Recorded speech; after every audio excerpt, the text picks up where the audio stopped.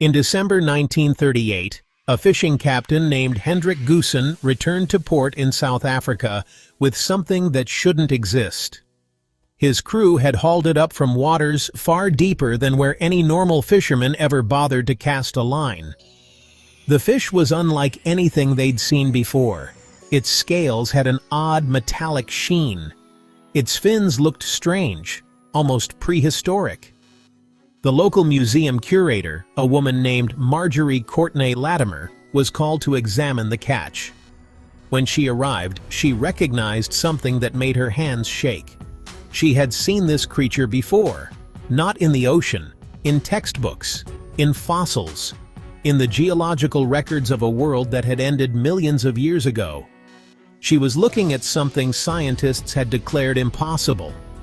For over a century, the fossil record had told a clear story.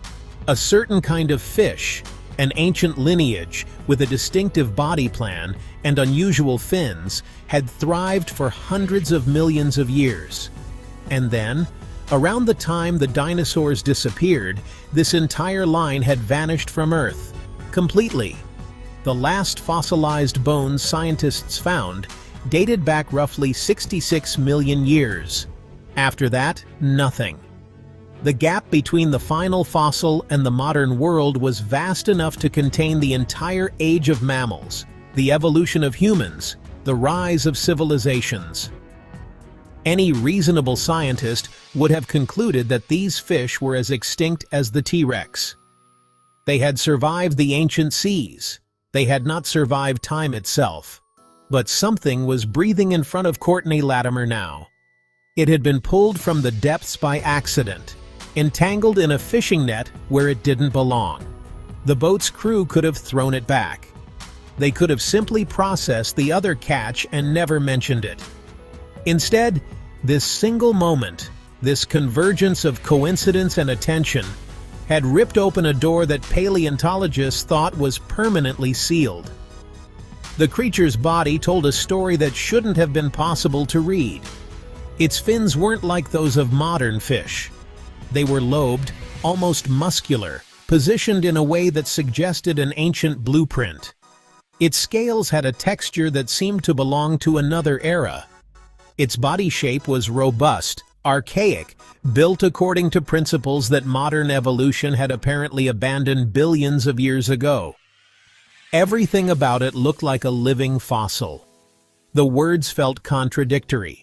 Fossils were dead. They belonged to museums, to the past, to extinction. Yet here was the impossible joined with the actual. The discovery created immediate chaos among the scientific community. How could this be? The fossil record was supposed to be reliable. If no bones had appeared for 66 million years, the animal had died out. That was how extinction worked. That was how it was supposed to work. Yet here was physical evidence that suggested scientists had misunderstood something fundamental. Either the fossil record had enormous gaps no one had anticipated, or an animal thought completely extinct had survived undetected in the modern ocean. Both possibilities were deeply unsettling. The scientific certainties that had seemed solid were starting to crack. The deeper the investigation went, the stranger it became. This wasn't a fish that lived in shallow tropical bays where fishermen worked constantly. It wasn't something that should have been noticed decades ago. It belonged to a darker, colder world. The creature preferred depths where sunlight barely reached, where the water pressure crushed anything not specifically adapted to survive there. Hundreds of meters down. Cold. Isolated. A place where human fishing nets almost never ventured. The ocean, suddenly, seemed less known than anyone had assumed. There could be an entire population of these fish moving through darkness below, completely invisible to the modern world. When scientists finally matched the living specimen with the ancient fossils, the confirmation was overwhelming. This wasn't a distant relative. This wasn't something vaguely similar. The structural similarities were profound enough to suggest an unbroken lineage. Somewhere in those dark waters, descendants of a creature that had lived alongside dinosaurs were still alive. The discovery fundamentally altered how paleontologists understood extinction itself. An organism could disappear from the fossil record and still persist in the ocean.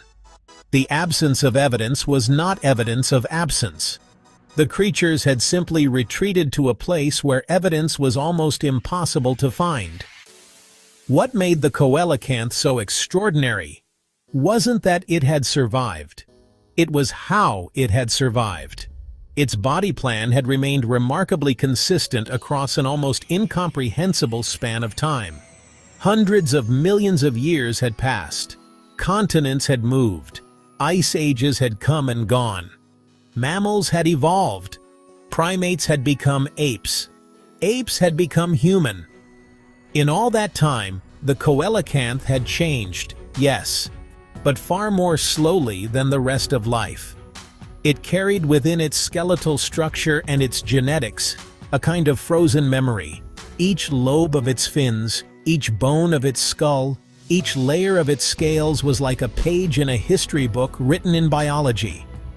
Looking at it was like looking directly at a branch of the evolutionary tree that had been pruned for countless ages, but somehow, impossibly, was still growing.